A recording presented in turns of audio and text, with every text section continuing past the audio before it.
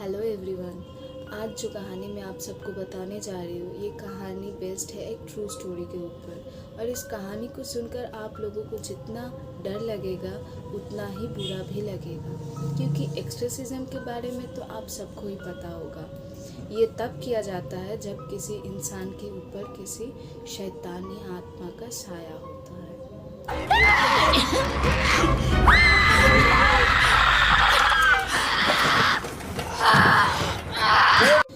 कोई तो इस प्रोसेस को सहन कर भी नहीं पाता, लेकिन एक लड़की ऐसी थी जिसके ऊपर 67 टाइम्स ये प्रोसेस किया गया था। और इसके ऊपर हॉलीवुड में एक मूवी भी है जिसका नाम है एक्सोर्सिज्म ऑफ एमिली रोज। ये कहानी शुरू होती है जर्मन से। जर्मन में एक लड़की रहा करती थी जिसका नाम था एनालिस मिसल।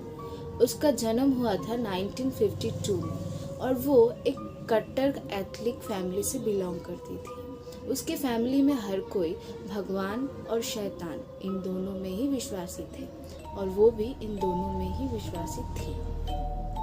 16 साल तक तो उसकी लाइफ में सब कुछ सही चल रहा था, लेकिन 1968 में जब उसने कॉलेज जाना शुरू किया, उसके बाद से ही उसकी लाइफ में कुछ ऐसी चीज़ें होने लगी थी जो बिल्कुल ही नॉर्मल नहीं थी।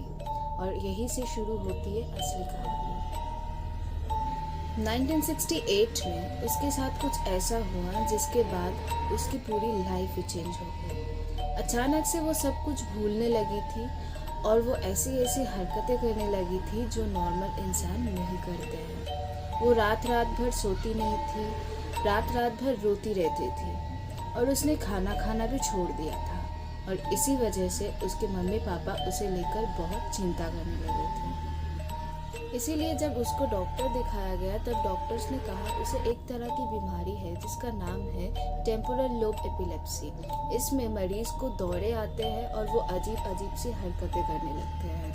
और इसके बाद कई सालों तक उसका इलाज चला, लेकिन फिर भी डॉक्टर्स उसे ठीक नहीं कर पाए और धीरे धीरे उसकी तबीयत और बिगड़ने लगी थी और वो ऐसी हरकतें करना शुरू कर चुकी थी जो नॉर्मल इंसान नहीं करते हैं।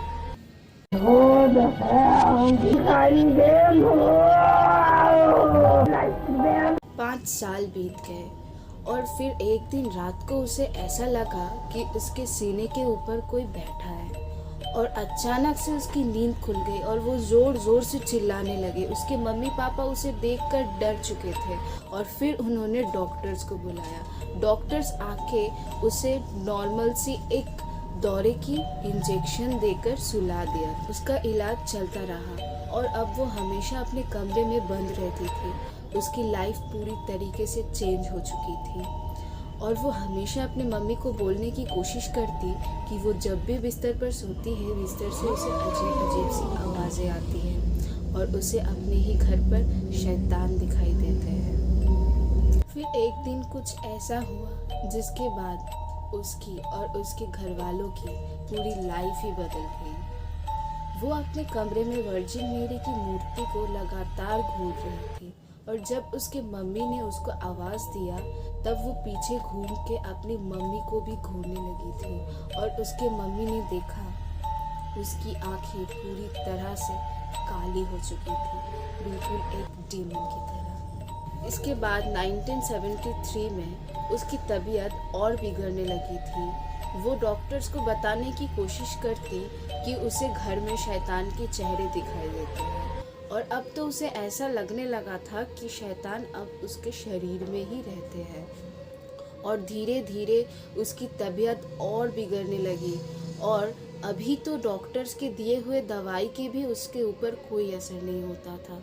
अब तो उसे इंसानों में से जले हुए मल की बदबू आने लगी थी। कोई उसके बातों पर विश्वास नहीं करता था और इसीलिए वो और भी ज़्यादा परेशान हो चुकी थी।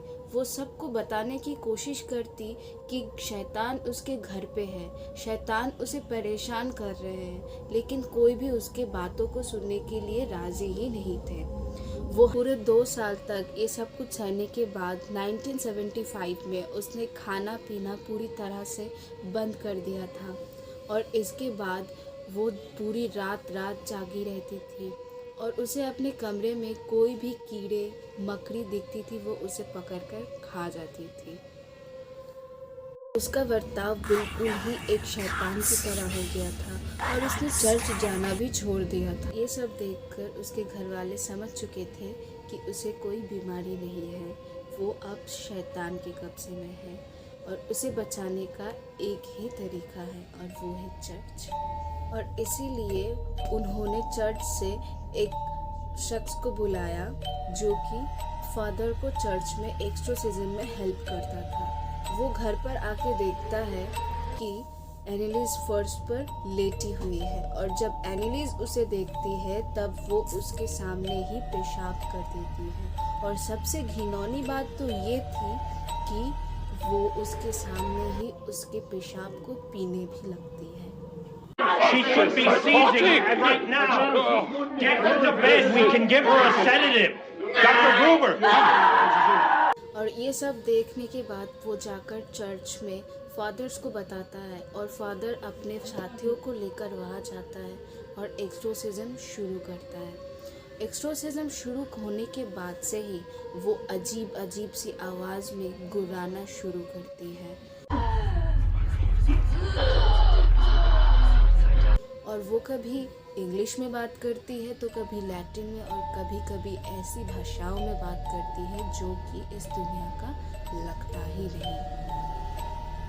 ये एक्सोर्सिज्म रिकॉर्ड भी किया गया था। इसमें जब फादर उससे उसका नाम पूछते हैं तब वो अलग अलग 6 आवाज़ों में अपना नाम बताती है। Jonas, der Nero, der Kain und der Hitler. Sechsstimme. Das ist 16? Und aber los. एनालिस का ऐसा कहना था कि वो सारी आत्माएं उसे अपने साथ नर्क में ले जाना चाहती है और वो सारी आत्माएं उसके अंदर ही बस गई है। 67 टाइम्स एक्सोर्सिज्म के बाद वो फैसला करती है कि वो खुद ही अपने शरीर को छोड़ देगी क्योंकि उसका ऐसा कहना था कि वो अब इन सारी चीज़ों से थक चुकी है, वो अब इन शैतानों से नहीं लड़ सकती। और ऐसा करते करते ही 23 साल की उम्र में एक दिन उसकी मौत हो जाती है। तो आप सबको क्या लगता है, ये क्या एक पैरानॉर्मल एक्टिविटी थी या फिर सच्ची में कोई बीमारी थी?